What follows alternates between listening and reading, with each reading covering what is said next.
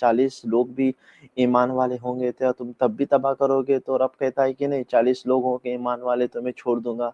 फिर कहता है कि अभी 30 लोग ईमान वाले होंगे तो तुम तब भी उसको तबाह करोगे? वो कहता है कि नहीं, 30 लोग होंगे तो मैं तबाह तबाह नहीं करूंगा। तो फिर कहता है कि 20 लोग होंगे तो तब ऐसा करके वो माइनस करते जाता है इब्राहिम अलैहिस्सलाम, जब तक 5 या 10 लोग नहीं बचते हैं।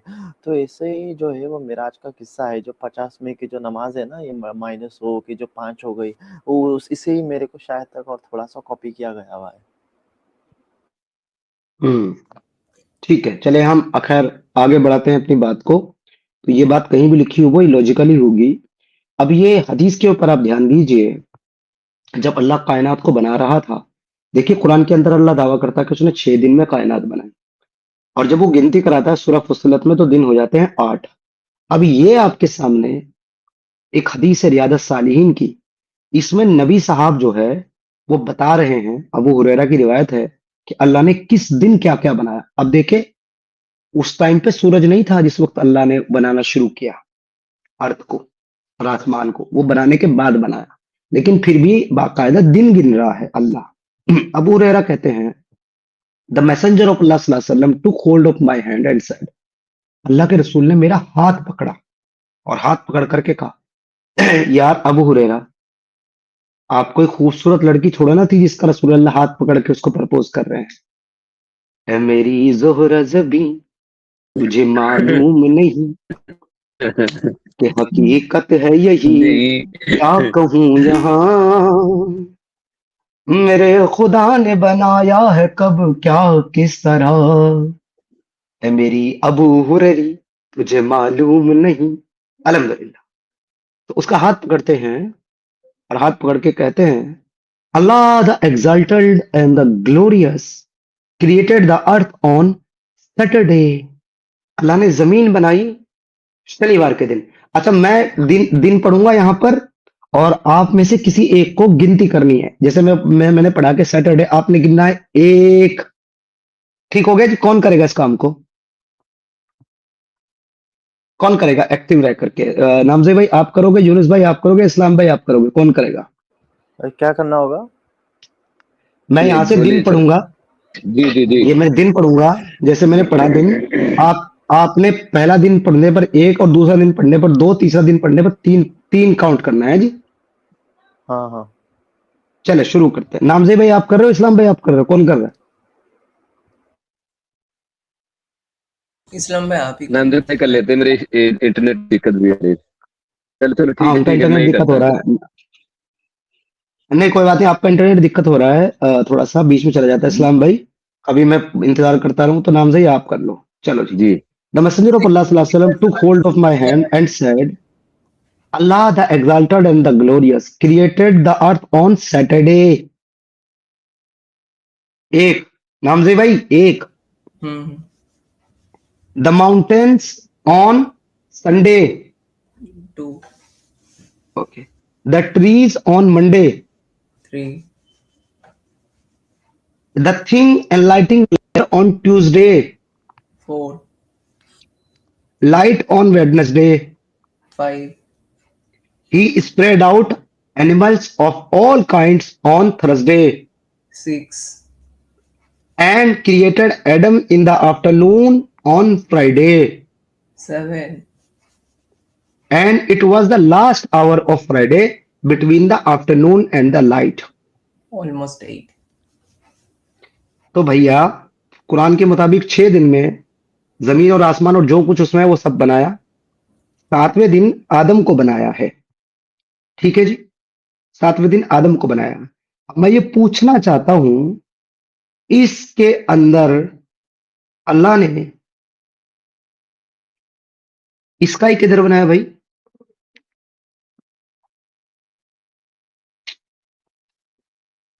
आसमान किधर बनाया अल्लाह ने? सूरज अर्थ। किधर बनाया अल्लाह ने? आप ये भी नोटिस कीजिए, लाइट बाद में आया जो पॉसिबल नहीं है। एग्जैक्टली वही बता रहा हूं ना। लाइट को अगर सूरज समझ लें तो स्काई को क्या समझे, कहां से लाए? और और ये फिर प्रूव, अगर और फिर अगर अल्लाह ने लाइट वेडनेसडे को बनाई है अल्लाह ने सैटरडे, संडे, मंडे, ट्यूसडे कैसे काउंट किया भाई? समय ये कितना बड़ा ब्लंडर है। सन साइंटिफिक प्रूफ है ना, सबसे पहले आया था, उसके बहुत सालों के बाद अर्थ हुआ है।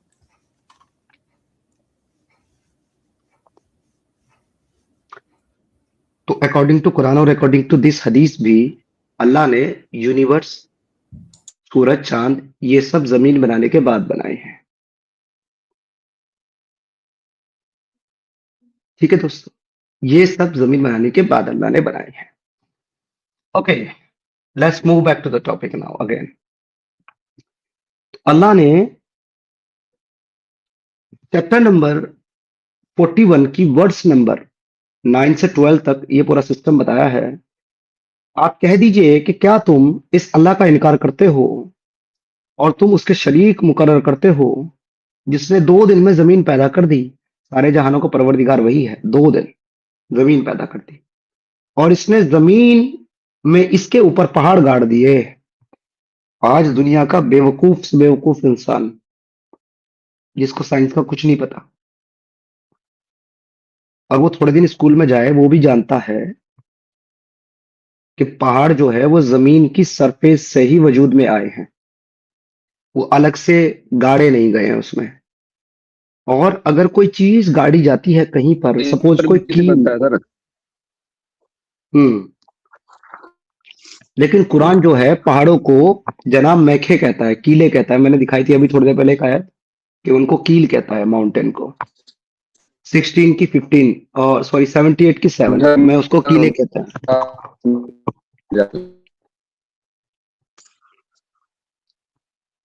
इस्लाम भाई आप अपना नेट ठीक करो, बड़ा खराब आ रहा है, सच में बात समझ में नहीं आ रही, आप ठीक कर लो। तो कीले कहता है जो कुरान जो है कुरान वो पहाड़ों को कीले कहता है। तो अल्लाह ने ये कीले जो है वो गाड़ दी हैं। तो किसी भी चीज को, कीलों को जब आप गाड़ते हो दीवार में, किसी चीज में, किसी जमीन में, तो आप उनको नुकीली तरफ से गाड़ते हो या जिस तरफ उनका सर होता है उस तरफ से गाड़ते हो? तो जाहिर सी बात है नुकीली तरफ से हम गाड़ते हैं। लेकिन पहाड़ दुनिया की ऐसी अकेली मेखें हैं जिनका सिरा जो होता है वो नुकीला होता है और जिनका जो बेस होता है वो चौड़ा होता है। लगता है अल्लाह मियां ने गलती से इन पहाड़ों को, इन कीलों को उल्टा ठोक दिया, बेस नीचे ठोक दिया, कीले ऊपर छोड़ दी। क्या बात है यार, क्या साइंटिफिक किताब है। मैं वारा जाऊं इस किताब के ऊपर। तो अल्लाह ने पहाड़ गाड़ दिए और इसमें बरकत रख दी और इसमें रहने वालों के लिए गिजाओं की तजवीज कर दी। अल्लाह मियां, अभी आपने 7 आसमान और सूरज नहीं बनाया, गिजाएं कैसे पैदा कर दी भाई बिना सूरज के? हेलो, पानी किधर से लेके आ गए? यूनिवर्स भी नहीं, अभी कुछ भी। 4 दिन में जरूरतमंदों के लिए यकसा तौर पर, एक साथ, यकसा का मतलब होता है एक साथ, इकट्ठा, सारे जरूरतमंदों के लिए खाने पीने का इंतजाम एक साथ इकट्ठा कर दिया। यानी कि जो जानवर मांसाहारी हैं, एग्जाम्पल के तौर पे शेर हो गया, टाइगर हो गया, चीता हो गया, ये जो मांसाहारी जानवर हैं, इनका खाना क्या है भाई? इनका खाना है जानवर, इनका खाना है वो चरिंदे जो जंगलों में घूमते हैं। शेर हिरण को खाता है, बकरी को खाता है, खरगोश को खाता है। तो उसकी गिजा क्या है? उसकी गिजा ये है। तो अल्लाह ने उस जानवर की गिजा भी पैदा कर दी, सबकी एक साथ कर दी, तो उसकी भी कर दी। यानी अल्लाह ने इसमें एनिमल्स, जानवर्स वगैरह भी बना दिए 4 दिन में, पहाड़ को ठोकने के साथ साथ, पानी को पैदा करने के साथ। फिर इसके बाद अल्लाह को याद आया, अरे जमीन तो तैयार कर दी, 6 दिन लगा के, आसमान भी तो तैयार करना था। तो लिहाजा सुम्मस्तवा इलस्समा, तो फिर आसमान की तरफ मुड़ा, फिर आसमान की तरफ मुड़ा और वो धुआं सा था। यानी कि भैया अभी वो फॉर्म में नहीं था, वो भी सिर्फ स्मोक था। बस इससे और जमीन से फरमाया कि तुम दोनों खुशी से आ जाओ या ना खुशी से। अर्ज किया हम बाखुशी हाजिर हैं। अच्छा जी, जमीन जो कि बना दी थी पूरे साजो सामान के साथ, और आसमान जो कि अभी धुआं था, अभी आसमान था नहीं, वो धुआं और जमीन दोनों कहने लगे हम खुशी से आते हैं। बस अल्लाह ने इस धुएं से 2 दिन में 7 आसमान बना दिए, हर आसमान में उसके अहकाम के मुनासिब वही भेजी, और हमने आसमान दुनिया को चरागों से यानी स्टार से जीनत दी और निगहबानी की। निगहबानी क्यों? क्योंकि इसको शैतान को मारने के लिए मिसाइल बना दिया। पिछली आयतों में दिखा चुका हूं। ये तदबीर अल्लाह गालिब व दाना की है। गालिब का मतलब कुदरत वाला, दाना मतलब सब कुछ जानने वाला, ऑल नोइंग, अलीम, अजीजुल अलीम। माशाअल्लाह कितना इल्म वाला है अल्लाह, कि भाई जमीन को बनाने में 2 दिन लिया, 2 दिन लिया जमीन बनाने में, सजाने में 4 दिन लिया, और पूरी कायनात, पूरी यूनिवर्स को, क्योंकि समाज से मतलब यूनिवर्स लेते हैं मुसलमान, समावात से समावात, पूरी कायनात, पूरी यूनिवर्स, सारे प्लेनेट, सारे चांद सितारे, स्टार्स, ब्लैक होल्स वगैरह वगैरह सब कुछ 2 दिन में बना डाला। Only 2 days. 2 डेज में 7 आसमान तैयार, चांद सितारे सूरज तैयार। लेकिन कब? जमीन बनाने के बाद। ए काफिरो, क्या अब भी अल्लाह तबारक व तआला पर ईमान ना लाओगे?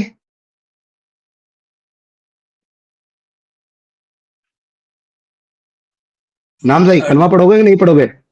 बिल्कुल नहीं, क्योंकि अर्थ के बिना भी ऐसे चूतिए खुदा पे कोई ईमान नहीं लाएगा। एक चीज देखो, लाइट के बिना पेड़ अच्छा हो ही जी, नहीं हम तो सकते। हुज्जतुल मुर्तदीन है। हाँ, अगर लाइट के बिना पेड़ हो सकते तो आज क्यों नहीं हो सकता? आज भी होना चाहिए सूरज के बिना पेड़ उगना। हाँ, सूरज के लिए जरूरी है, पेड़ के लिए सूरज जरूरी है। एक और चीज याद करिए कि अल्लाह ने जब जमीन के साथ ये सारी खाने पीने की चीजें पैदा कर दी थी अल्लाह ने, ठीक है जी, और उनको बना करके एक साथ इकट्ठा बना करके छोड़ दिया था, तो एक अर्थ के ऊपर एक ऐसा ऐसा पीरियड भी आया है जिसको आइस एज बोलते हैं, जब पूरी जमीन जो है वो बर्फ के नीचे ढक गई थी, और पूरी जमीन पर कहीं भी ना तो लाइफ थी, और जो भी थी वो भी खत्म हो गई थी, खाने पीने की चीजें, गिजाएं। उसके बाद फिर से जमीन की बर्फ पिघली, पानी बना, समंदर बने, और फिर उसके बाद में फिर से पेड़ पौधे उगे। तो वो दोबारा जो उगे थे वो अपने आप उगे थे कि अल्लाह ने उगाए थे फिर वापस? सवाल नंबर 1। सवाल नंबर 2, डायनासोर के पीरियड में ये जमीन लगभग तबाह हो गई थी, वनस्पति वगैरह सब खत्म हो गई थी, अलग अलग कॉन्टिनेंट कट गए थे। तो उसके बाद इस जमीन को वापस से हरा भरा किसने किया? अपने आप हो गई कि फिर अल्लाह ने दोबारा किया था? क्वेश्चन नंबर 2 था ये सवालों के जवाब मुसलमानों को देने हैं, क्योंकि उनका ये अकीदा है। IBPS BR RRB साहब कह रहे सुपर चैट कैसे भेजूं? सर, सुपर चैट के लिए आपको बैकअप चैनल पे जाना पड़ेगा। बैकअप चैनल का लिंक आपको कमेंट सेक्शन में मिल जाएगा। ये रहा सर,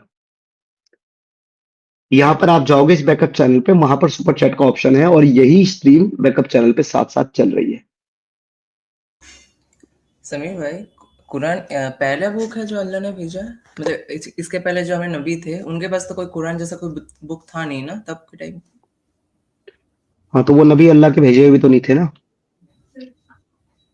इसीलिए, क्योंकि पहले जमाने में महमद था, सेबर तूत था, इसके बारे में कोई जिक्र भी नहीं था। और आज की जो सऊदी है वो पहले हरा भरा था, बाद में रेत पड़ गया वहाँ पर। तो ये तो इन लोगों को भी नहीं पता। तो इन इंसिडेंट के ऊपर अगर हम बात करते हैं, तो ये डंगर मुफ्ती क्या कहता है, वो डंगर समाइल नदवी डिबेट में क्या कहता है मुफ्ती डंगर, कि आप कहते हो कुरान में डायनासोर का जिक्र क्यों नहीं है, तो मैथ की किताब में भी डायनासोर का जिक्र नहीं है। अबे गधे, मैथ की किताब में तो डायनासोर का जिक्र है, एग्जाम्पल दिए गए हैं उसकी हाइट के लिए, उसके मेजरमेंट के लिए दिए गए हैं मैथ में। तूने नहीं पढ़ा, वो तेरी गलती है। मगर तू कह रहा है कि मैथ का वो टॉपिक नहीं है, तो इसलिए कुरान का टॉपिक नहीं है डायनासोर। अबे गधे, कुरान का टॉपिक डायनासोर है, क्योंकि कुरान क्रिएशन की बात कर रहा है, मैथ क्रिएशन की बात नहीं करता। मैथ बायोलॉजी नहीं पढ़ा था, मैथ जियोलॉजी नहीं पढ़ा था, मैथ एस्ट्रोनोमियोलॉजी नहीं पढ़ा था, लेकिन तेरा कुरान इन सारी चीजों की बात करता है। और जब वो इन सब चीजों की बात करता है और दावे करता है सारी कायनात को बनाने के, तो फिर इस कुरान के कहने वाले से हमारी हुज्जत बनती है कि हम पूछें कि डायनासोर कहाँ है और कब आए थे। और वो पूछने के लिए अल्लाह तो मौजूद है नहीं हमारे पास। तो तुझ जैसे डंगर मुफ्ती मौजूद है तो तुझसे पूछेंगे ना। और तू इस किताब को अल्लाह का कलाम मानता है, उसका कलाम जिसने जो खाली के कायनात है, जिसने कायनात को बनाया, लिहाजा तुझे जवाब देना पड़ेगा। डंगर मुफ्तियों, तुम्हें जवाब देना पड़ेगा, क्योंकि तुम्हारी कुरान का ये टॉपिक है, मैथ का टॉपिक नहीं है। मान लिया हमने, पर तुम्हारी कुरान का टॉपिक है, तुमको देना पड़ेगा जवाब। तुम्हारी कुरान कहती है हमने कौम समूद भेजी, कौम आद भेजी। तुम्हारी कुरान कहती है अलग अलग कौमों में नबी भेजे। तो तुमको दिखाना पड़ेगा कि डायनासोर की कौम कब कौन सी थी और उनमें कौन सा नबी भेजा तुम्हारे अल्लाह ने। जी, बिल्कुल सही बात कहा, क्योंकि अगर शुरुआत में सारे जीव बनाए गए तो तब का डायनासोर का कोई ज़िक्र भी नहीं था, मैमथ भी नहीं थे। आई थिंक वाटर में डॉल्फिन होता वो भी नहीं पता होगा, क्योंकि पानी दिखते ही नहीं था हम। भाई ये गधे तो इवोल्यूशन को भी नहीं मानते, कहते हैं कि नहीं, इंसान तो पूरा बन करके जमीन पे आया, वो भी अपनी बीवी के साथ। बाकायदा पूछ है हमारा, अभी भी है। और आपको ये पता है कि हमारे पेट में एक चीज था जो पहले जो कच्चा खाते थे ना, इसीलिए वो गलने के लिए वो पहले था जूस होता था, आज वो मिट चुका क्योंकि हम नहीं खाते, इवॉल्व होते होते हम आप भी इवॉल्व होते हैं आज की डेट में भी। ये कैसे ठुकराता है मुझे नहीं पता। हम्म। अच्छा, कहते हैं एक और ब्लंडर देखो इनका, डायनासोर के मामले में तो कहते हैं कुरान का वो टॉपिक नहीं है, लेकिन जैसे ही बात आती है कुत्ते की, गधे की, बंदर की, तो फिर वो कुरान का टॉपिक हो जाता है जी। कुरान भर भर करके बोलता है। चींटी की बात आती है कुरान का टॉपिक हो जाता है, मधुमक्खी की बात आती है कुरान का टॉपिक हो जाता है। ये कुरान का टॉपिक है, डायनासोर कुरान का टॉपिक नहीं है। कितने बेवकूफ है ये लोग। जिन जिन कुरान का टॉपिक है भाई साहब, जो आज तक हम मुझे नहीं मिले। मैं ढूंढ रहा हूं जिनों को। मेरी उम्र 35 साल हो गई, मुझे आज तक एक जिन नहीं टकराया। मैं तो जंगलों में था, मुझे कभी नहीं मिला, चलते चलते रहते हैं, लोग बोलते हैं जिन तो जंगलों में इंसान होते बन हैं। के बोलता है ना हम शक्ल करके, इसलिए नहीं दिखता होगा। नहीं, यहाँ तो मैं इंसान भी मैं नहीं मेरी दिखते। मेरी उम्र जो है, मेरी उम्र थी तकरीबन 16 साल की। और एक वाकया पेश आया कि हमारे गांव में एक आदमी आया एक औरत के साथ। और वो आकर के उसने मुझसे पूछा कि ये फला गांव कहाँ पड़ेगा। मैंने कहा जी आपको ऐसे ऐसे जाना पड़ेगा और उस गांव में आप पहुंच जाओगे। तो उन्होंने कहा कि देखो हमें पता नहीं है यहाँ के रास्ते का, आप हमें लेके चलो, हम आपको 100 रुपए देंगे। अब मैं बच्चा था 15-16 साल का। 100 रुपए बहुत बड़ी कीमत थी उस टाइम पे, आज से मैं 20 साल पहली बात बता रहा हूँ। 100 रुपए बहुत होते थे। अब मैं बच्चा, मैं उनकी बातों में आ गया, मैं चलो भाई लेके चलता हूँ, रिक्शा करो। अब मैं जो उसको लेकर के वहां गया, तो जहां उनको जाना था वो आदमी की गांव में पहुंचे, पता लगा गांव में जाकर के कि वो आदमी एक बाग है आम का, उसमें वो नौकरी कर रहा है, वो वहां वहां देखभाली कर रहा है। तो उस गांव से उस पास ही वो बाग था, उस बाग में हम पहुंच गए। जब उस बाग में हम पहुंच गए तो उनकी आपस में बात होने लगी। तो मुझे वहां जाकर के पता चला कि वो जो औरत आई थी, वो औरत उस शख्स की बीवी थी पहले। और वो जो आदमी आया था, वो आदमी उसका दोस्त था। और वो आदमी था हिंदू जो उसका दोस्त था। और वो आदमी था मुसलमान जो बाग में काम कर रहा था, जिसकी वो बीवी थी। लिए उसकी बीवी जो है, उस आदमी के साथ इसका इश्क हो गया शादी के बाद। और वो उठा करके अपने बच्चों को, 4 बच्चों को छोड़ करके उस आदमी के साथ भाग गई। ठीक है जी। अब उस औरत के वहां आने का मकसद ये था कि वो अपने बच्चों को, 3 बच्चों को अपने उस पहले शोहर से लेने आई थी। अब मैं जैसे कि बताया बच्चा था, मैं वहां साथ में चला गया। तो मैंने देखा भाई वहां पे आम जो थे वो लगभग ऑलमोस्ट पक रहे थे, बड़े मीठे थे, और मुझे आम का बड़ा शौक था। तो साहब रात हो गई थी वहां पहुंचने में। तो वहां से मेरा उस वक्त आना पॉसिबल नहीं था, और टेलीफोन वगैरह भी नहीं चलते थे। तो उन्होंने मुझे कहा कि भाई तुम यहीं रुक जाओ, सुबह चले जाना। तो मैं रात को रुका वहां पर। तो वो जो आदमी था मुसलमान, वो साहब चिल्ला कशी किया करता था। चिल्ला कशी अगर लोग नहीं समझ रहे तो वो जो वो करते हैं, क्या नाम, जी बिल्कुल बिल्कुल चिल्ले बिल्कुल। चिल्ले करते हैं, इल्म वगैरह करते हैं, वो कहते हैं हमें जिनों को अपने कब्जे में कर लिया वगैरह वगैरह वगैरह। तो वो इस तरह का दावा करता था। अब वो रात दावा को जो जिनको है अल्लाह ने वो, नहीं कब्जे कर पाया। हाँ, तो वो रात को बैठ गया आग उग जला करके, और उसने अपना धुनी से रमा करके वो कपकपी सी छोड़ने लगा उस आदमी को डराने के लिए जो उसके साथ आया था ताकि ये भाग जाए। कि ये भाग जाए। अब वो आदमी तो डरा कि नहीं डरा, भाई साहब मेरी फट गई, मैं डर गया बुरी तरीके से। फिर क्या मार दिया क्या? मैं मार खाया क्या? नहीं नहीं, तो बाद में जब ये ड्रामा आधा घंटा तक 1 घंटे तक चलता रहा तो मुझे उस औरत ने कहा कि तुम पानी का घड़ा ला करके इसके सर पर डालो। तो वो पानी का घड़ा उठा करके लाया आदमी और उठा के सारा उसने उसके ऊपर उलट दिया। अब वो उछल के कूद के भागा। वो कहता है आदमी, वो जो हिंदू था, कहता ला तू सारे जिन मेरे पे छोड़ अपने, कहा तेरे जिन बुलाओ उनको।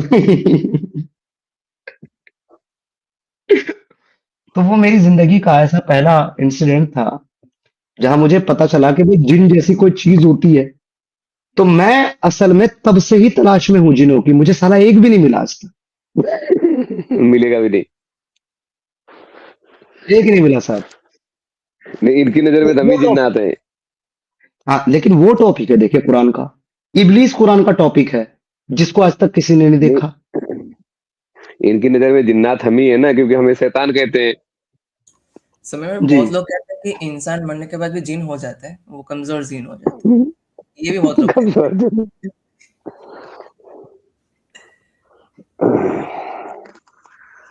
तो और एक भाई इनकी इस आयत तरह है, की बातें, और आपकी एक इस तरह इनकी की चीजें। जी। और एक इनकी आयत है, पता नहीं वो मेरे को भी एक-एक बार लॉजिक लगती है। वो एक ही चीज़ कुरान में, और मैं उसका अब तक सवाल ढूँढ रहा हूँ। वो कहते हैं ना कि देखो खुदा ने कैसे ये 2 दरियाएँ उनको आपस में मिलाया नहीं बल्कि अलग कर दिया, वो कभी भी आपस में नहीं मिलती है। तो साइंटिफिकली हिस्टोरिकली एक जगह है जो आपस में नहीं मिलती है, काला और नीला पानी है जो आपस में टकराता नहीं है। तो वो बात करते हैं कि देखो ये तो साइंटिफिक है, वो उस दौर के पानी की बातें कर रहे हैं। तो इसका फंडा क्या है? नहीं, एक्चुअली पानी का डेंसिटी अलग होता है ना, जब तो दोनों पानी नहीं मिलता। वो गंगा भी नहीं मिलता और एक और सरस्वती है शायद, वो दोनों भी नहीं मिलता, कि पानी का हाँ, तो ये डेंसिटी अलग। कुरान में है। हाँ, ये उनके बुक में है, तो वो लोग वो साइंटिफिक दिखाने त्रिवेणी की नहीं, कोशिश त्रिवेणी करते में हैं। नहीं नहीं, वो त्रिवेणी में साइंटिफिक नहीं है वो। पानी का खुला है त्रिवेणी, जहाँ पे इलाहाबाद में होता है संगम, हाँ, जहाँ ये पे होता है साइंटिफिक। वहाँ थोड़ा डिफरेंट होता है पानी। क्योंकि वो अब हमारा देखो, घर वहाँ पे है, तुमने देखो नजदीक से बात देखा है, बात तो ऐसी थोड़ा डिफरेंट होता है। बात ऐसी है भाई कि मेरा टॉपिक आज अगर साइंटिफिक एरर पे है तो भाई ये कैसे नहीं होगा मेरे टॉपिक में। और वही है जिसने दो समुद्रों को आपस में मिला रखे हैं। और ये अ, और ये मीठा और मजीद, और ये खारा, कड़वा, और इन दोनों के दरमियान एक, ये क्या है जी, हिजाब और मजबूत ओट कर दी। इस आयत के मुताबिक सूरह फुरकान की आयत नंबर 53 के मुताबिक मुसलमान कहता है कि अल्लाह ने ऐसे दो समंदर बनाए हैं जिसमें एक का पानी मीठा है, एक का पानी खारा है, और वो दोनों आपस में कभी नहीं मिलते। तो सबसे पहली बात तो इसका जवाब वही है कि दुनिया में ऐसे बहुत सारे दरिया, बहुत सारे पानी हैं जो अपनी डिफरेंट डेंसिटी की वजह से एक दूसरे में मिक्स होते हुए नजर नहीं आते। लेकिन ये ऊपर की सरफेस की बात है, ये इनर सरफेस की बात नहीं है। इनर सरफेस पे वो दोनों पानी, तीनों पानी आपस में मिलते भी हैं, मिक्स भी होते हैं। ऊपर की सरफेस पे वो हमें डेंसिटी की वजह से नजर नहीं आते, अलग अलग नजर आते हैं, क्योंकि हमारी आंखें जो है, हमारी जो रिफ्लेक्शन है आंखों की, वो कलर्स के लिए बनी हुई है, कलर कलर को डिफाइन करती है। तो डेंसिटी की वजह से उनका कलर अलग अलग हमें नजर आता है और वो इस तरीके से हमें नजर आते हैं। ऐसे मल्टीपल जगह है मेरे पास, सिर्फ दो समुंदर नहीं है। दूसरी बात, ये जिस समुंदर की बात हो रही है, उन दोनों समुद्रों का जो पानी है, दोनों का ही खारा पानी है, कड़वा, कि एक कभी मीठा नहीं है। तो इसलिए ये फिर से एक गलत चीज हो गई। ओके। तो ये सब ब्लेंडर है, बोंगे है मेरे भाई। सिर्फ दो नहीं, दुनिया में मल्टीपल मकामात ऐसे हैं जहां पानी अलग अलग डेंसिटी की वजह से मिलता नहीं है। मगर इसको भी कुरान जो है अपना मौजिजा बता करके भुराने की कोशिश कर रहा है, ये जाने बिना कि मोहम्मद की नॉलेज में सिर्फ ऐसी एक जगह है, लेकिन ऑल ओवर द वर्ल्ड ऐसी हजारों जगह है। समय अगर इस चीज को कोई मिराकल समझ ले ना, वो सबसे बेवकूफ है, क्योंकि बहुत पहले मतलब कोई पराये अगर नहीं भी जानता, वो भी आगे देख के बोल सकते हैं कि दोनों नहीं मिल रहा है, आंखें दिख रहा है ना। हम्म। बिल्कुल। ये चाँद को भी देख के बोलते हैं कि एक बड़ी-सी लाइन देख के देखो हमारे ने चाँद को 2 टुकड़े कर दिए थे। आज तक किसी को कोई साबित नहीं कर पाया, ग्लू लगा के करा, क्या लगा के जोड़ दिया, कभी भी नहीं मिला किसी को। मैंने इसको सिर्फ उसके तो बायोग्राफी जिस के दिन ऊपर छोड़ दिया। जुड़ा भी उसने कैसे कभी वो? चंद्रग्रहण देखा होगा ना अपने जीवन में, अपने जीवन में चंद्रग्रहण देखा होगा कहीं, सुना दी कहानी। अच्छा, आपको पता है कि जब चंद्रग्रहण होता था तो नबी को लगता था कि कयामत आ गई, और पूरा कमर जो है ना, नमाज, हाँ जी, वो तुरंत मस्जिद में भागता था, नमाज पढ़ता था। और ये कुरान के अंदर आयत हाँ, भी तीन है कि तीन की नमाज पढ़ती। हाँ, जब तुम देखो ऐसा होते हुए, नबी की हदीस है, तो तुम सीधा मस्जिद में जाओ और नमाज पढ़ो, क्योंकि कयामत की निशानी में से एक निशानी है। और सूरह कमर जो है, जिससे ये चांद के 2 टुकड़े साबित करते हैं, वो भी असल में वो चंद्र ग्रहण के बारे में ही है कि बिल्कुल वही वही लगता है सर, मैं तो इतना कयामत पढ़ा नहीं हूँ, लेकिन मुझे इससे उसे यही लगता है चंद्रग्रहण रहा होगा। वही है, वही है। मैं बता देता हूँ, वही है। सूरह कमर की जब आप आयत नंबर 1 पढ़ते हो, वना शक्कल कमर इक्तरबत शाअतु वना शक्कल कमर, वहां पर देखिए सूरह कमर की आयत नंबर 1 में यही लिखा हुआ है, स्टार्ट ही इससे होती है कि भाई कयामत की जो घड़ी है वो करीब आ गई और चांद जो है वो फट गया। वहां पर कहीं नहीं लिखा हुआ कि चांद के 2 टुकड़े हो गए, किधर भी नहीं लिखा हुआ। ये देखिए, इक्तरबत शाअतु वना शक्कल कमर, कयामत करीब आ गई और चांद फट गया। अब देखिए, फटने का मतलब ये है कि अगर चांद आधा नजर आ रहा है, आधा चंद्रग्रहण हो रहा है, तो भी वहां के लोगों को लगता था कि आधा चांद जो है वो फट गया, क्योंकि उनको पता नहीं था कि चंद्रग्रहण क्यों होता है। क्योंकि उनको ये नहीं पता था कि जब अर्थ जो है वो सन और मून के बीच में आ जाती है, तब चंद्र ग्रहण और सूरज ग्रहण होता है। उसको उनको ये नहीं पता था। उनको सिर्फ ऐसा लगता था कि भाई ये कयामत की निशानी है, अल्लाह इसको आधा फाड़ देता है, फिर से जोड़ देता है। उस आयत के मुतालिक ये उस बात के मुतालिक ये आयत आई है, जो कि अपने आप में फिर से एक लॉजिकल बात है, क्योंकि उनके मुताबिक जमीन जो है स्टैटिक है, सूरज उसके चारों तरफ चक्कर लगा रहा है। और फिर से गलत है, बेवकूफी है, महाबेवकूफी की बातें हैं। उसका जिक्र है यहाँ पर, ये वाली आयत भी और वो वाली चीज भी जो अभी आपने बोली है। भाई ये एकदम इलॉजिकल बात है। इसलिए मोहम्मद को लगता था इस आयत के मुताबिक कि भाई कयामत आने वाली है, इसलिए वो मस्जिद भागता था। लेकिन फिर भी चंद्र ग्रहण को कभी भी और सूरज ग्रहण को कभी भी मोहम्मद ने बुरा नहीं बोला। आपको पता है सर क्यों नहीं बुरा बोला? कोई मुझे बता जी सकता है, इमेजिन कर सकता है क्यों नहीं बोला?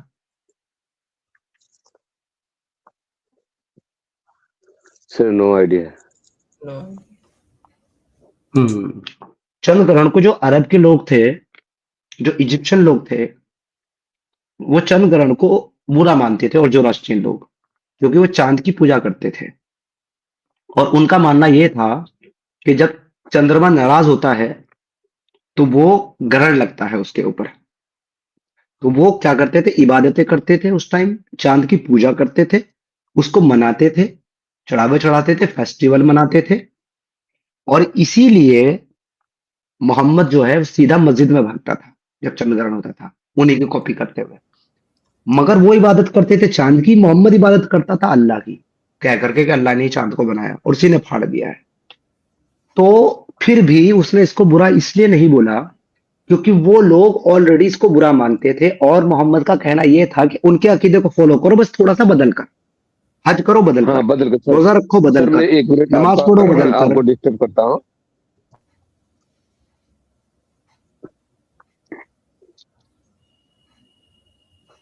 बोलिए इस्लाम भाई, बोलिए। जी सर, आज आज मेरे साथ एक हादसा हुआ। एक जनाब हमारे पास आए और शायद मदरसे से जुड़े हुए थे, तो उन्होंने बोला यार आपकी मूछें बहुत मोटी मोटी हैं, तो ये सुन्नत के खिलाफ है। तो मैं बोला यार मूछों में सुन्नत में कोई लेना देना था नहीं, तो मेरे हिसाब जहां तक पढ़ा है।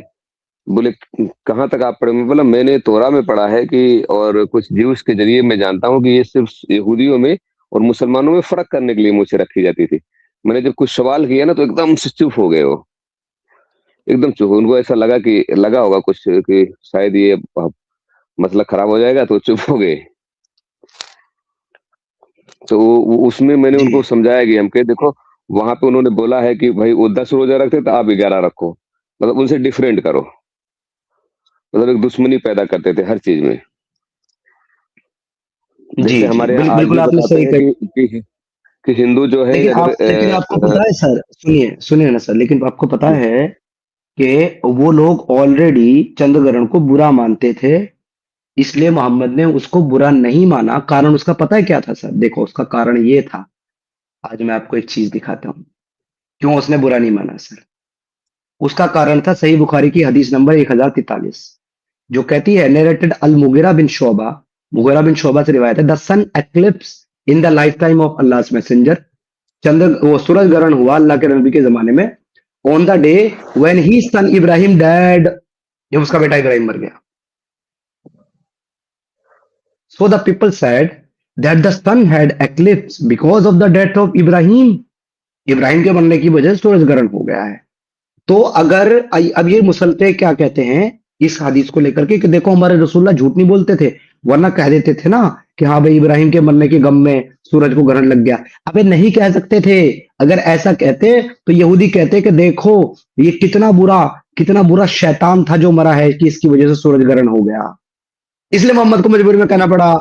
आगे क्या कहना पड़ा, आगे सुनिए। बिकॉज ऑफ देखिए, Mohammad said the sun and the moon do not eclipse because of the death of life of someone. When you see the eclipse, pray and invoke Allah. जब तुम ग्रहण देखो सीधा इबादत करो और अल्लाह से मदद मांगो।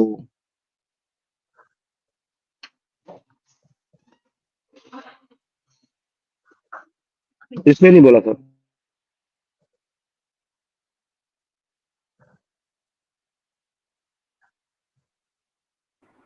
ये और एक उनकी हदीस मिलती है ना, उसमें वो कहते हैं कि चांद जो है, नहीं सूरज, मून है ना, वो सन की जाके वर्शिप करता है और अलग अलग प्लैनेट्स की जाके वर्शिप करता है, और आयतल कुर्सी पे जाके अल्लाह की उनकी भी पूजा करके आके फिर से उनके जगह पे बैठ जाता है, और जो चांद है वो भी एक मुसलमान है।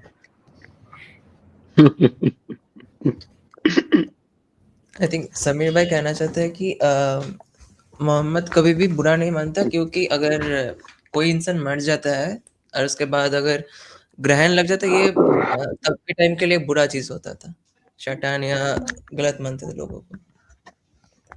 जी सही है। जी जी जी जी जी, वो फिर इब्राहिम के ऊपर सवाल खड़े हो जाते हैं ना कि ये शैतान था, ये मरा हाँ, इसलिए सूरज ग्रहण हुआ। फिर ज्यूश भी आ जाते हो यहाँ पर। जी बिल्कुल।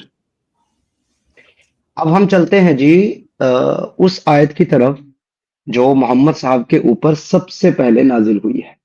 ठीक है जी, सबसे पहले, यानी कि सूरा अलक, इकरा बिस्मि रब्बिकल लज़ी खलक, पढ़ो अपने रब के नाम से जिसने पैदा किया, खलकल इंसाना मिन अलक, जिसने इंसान को खून के लौथड़े से पैदा किया, ब्लड क्लॉट से, ब्लड क्लॉट से।